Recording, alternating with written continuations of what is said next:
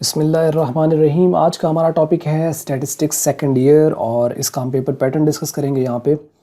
इसमें देखें जी 3 घंटे का टाइम होता है आपके पास और 85 मार्क्स होते हैं, जैसे कि स्टैटिस्टिक्स फर्स्ट ईयर का होता है सिमिलर। इसमें 17 मार्क्स की आपके पास ऑब्जेक्टिव आएगी। कॉमन कंसेप्चुअल उसी तरह चैप्टर्स के एंड पे ज़्यादातर जो दिए होते हैं वहीं से, लेकिन ज़्यादातर जो कॉन्सेप्ट्स आपने सीखा होता है को फार्मूला फंक्शंस वगैरह वो वहाँ से ये पूछे जाते हैं। और 20 मार्क्स आपके पास इसके लिए 20 मिनट्स आपके पास इसके लिए टाइम होता है। सब्जेक्टिव जो है वो 68 मार्क्स का होता है और इसमें 2 घंटे और 40 मिनट आपके पास टाइम होता है। सिमिलर पेपर पैटर्न है जैसे फर्स्ट ईयर का था। 44 मार्क्स का आपके शॉर्ट क्वेश्चन आंसर्स होंगे। 8वें से 12वां जो चैप्टर है इसमें आप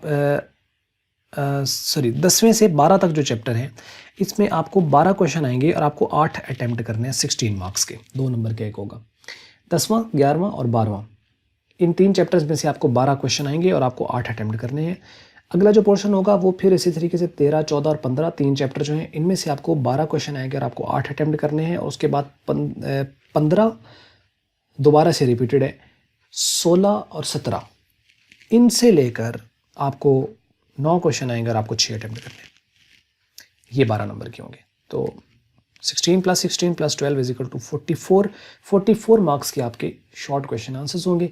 और उसके बाद जो है वो 24 मार्क्स के आपके होंगे लॉन्ग क्वेश्चन आंसर्स। और इसमें देखें ईच क्वेश्चन हैज़ 2 पार्ट्स और इसमें हर एक के 2 पार्ट्स होते हैं। ए और बी पार्ट बना होता है। अब जो 8 नंबर का क्वेश्चन आएगा, जो ए पार्ट उसका होगा वो चैप्टर नंबर 10 से, और जिसका बी पार्ट होगा वो चैप्टर नंबर 11 से आएगा। अगला क्वेश्चन जो होगा वो चैप्टर नंबर 11 और 11। तो 11 बहुत इंपॉर्टेंट चैप्टर है। इसमें से आप देखें इसमें पहले क्वेश्चन में भी एक पोर्शन आ रहा है और पूरा एक लॉन्ग क्वेश्चन अगले में भी आ रहा है। तो 3 पार्ट्स आ गए इसमें से। उसके बाद फिर 8 नंबर का आपको जो है वो आता होता है पार्ट ए से 12 जो चैप्टर है इसमें से ए पार्ट आएगा। 13 में से फिर बी पार्ट आएगा। तो उसके बाद फिर आपको नेक्स्ट जो है वो फिर 14वें में से ए पार्ट आएगा और 15वें में से फिर आपको बी पार्ट आएगा।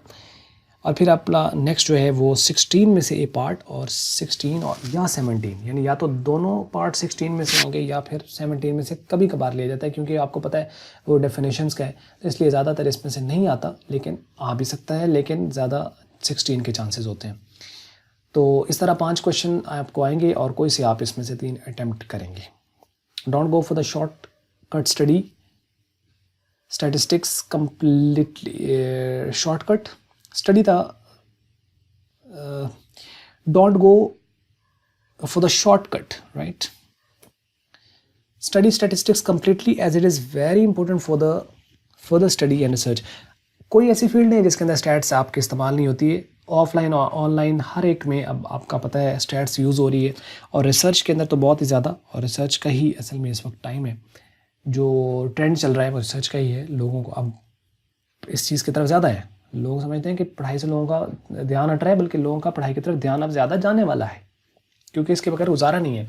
Stats are very important from every aspects. This subject is core of all subjects. तो इंपॉर्टेंट है, इसलिए इसको शॉर्टकट स्टडी कभी मत करें। इकोनॉमिक्स हो गई, स्टैट हो गई, इसको कभी भी शॉर्टकट स्टडी मत करें।